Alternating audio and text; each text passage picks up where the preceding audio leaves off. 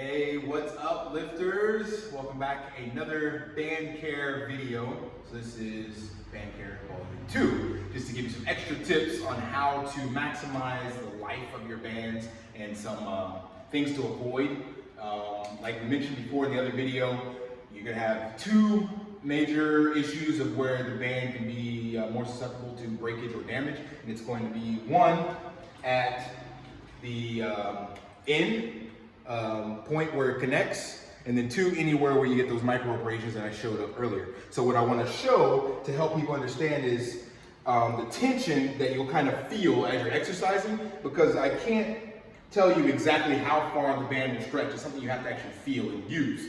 So I want to show you some different distances that I can explain to you how it feels and the tension that I'm feeling in regards to what I feel on the band. So the best example is if you had a rubber band and you were to pull on that, you would feel that tension get really tight and then eventually it would snap. So it starts to feel like a rope. So I already measured this band.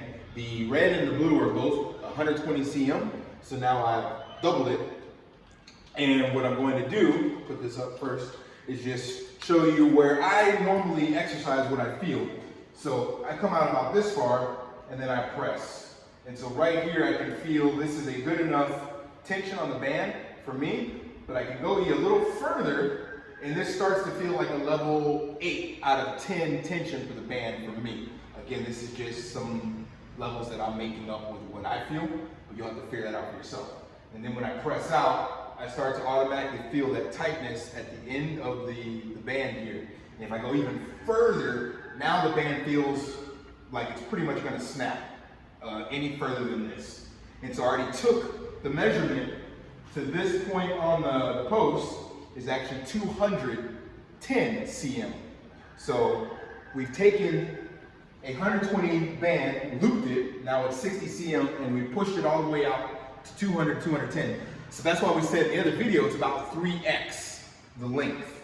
That's a safe distance. Going past that, you may get some out of it because you're trying to get a little more tension out of it, but you're definitely getting into the susceptible part of the band where it will potentially snap at this part right here. What will happen is this piece here, there's a little, I don't know what's inside there, a little ball bearing or something like that. And basically the rubber can just pop out when you add too much tension, or it'll snap from here, which I'll show you in another exercise because this is where it gets the most stress. So it's something you just need to feel. And again, 3x is a good indicator.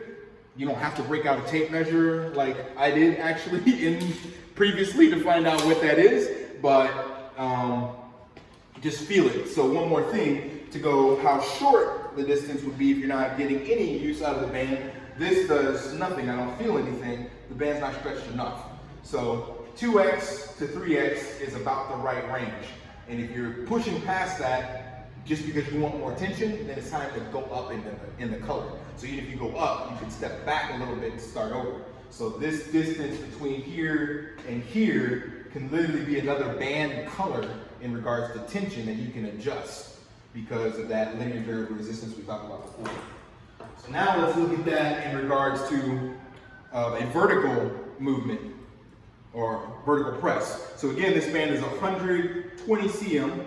When I stand on it again, now it's actually shortened more so than it was on the wall because my feet add a wider distance that shortens the band, and now I'm pulling up on that, and when I press overhead, I've already measured this again, overhead I get 200 cm to here.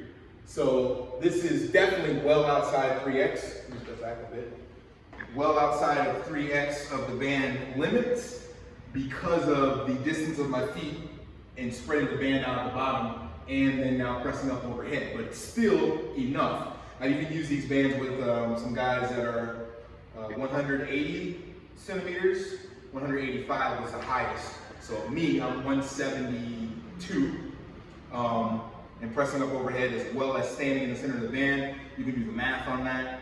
So obviously it's enough to not snap the band, but what's interesting is if you have our bar attachment, you can see now when you add this bar, this is obviously a shorter band as well, but this spreads the length of the band so that now when we stand on it, I don't actually want to press this all the way up overhead because I can feel the tension. I can feel here, this is already at that 3x limitation. My arms aren't fully locked out. I feel as though if I pressed up further, it would snap.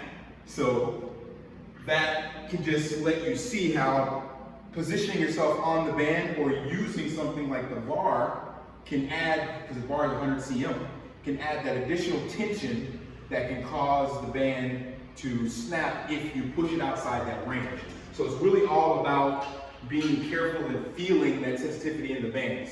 And last tip that we want to recommend is that it's best to use the band barrier with all of your exercises because it can protect the band from, I went to the Russian market and bought these straps that come with the hammocks that a lot of the tuk-tuk drivers have, because I wanted to make it quick so that I could transition through. But what ends up happening is this strap gets rounded, and then when you're doing exercises, it can kind of seesaw sometimes, or it gets bent and it puts tension in the band, and then you get these micro abrasions again in the band.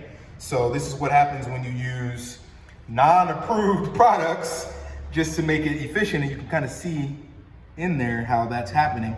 But this still is not causing, I still use this band, it hasn't caused the band to snap during exercise because there's no hole there yet.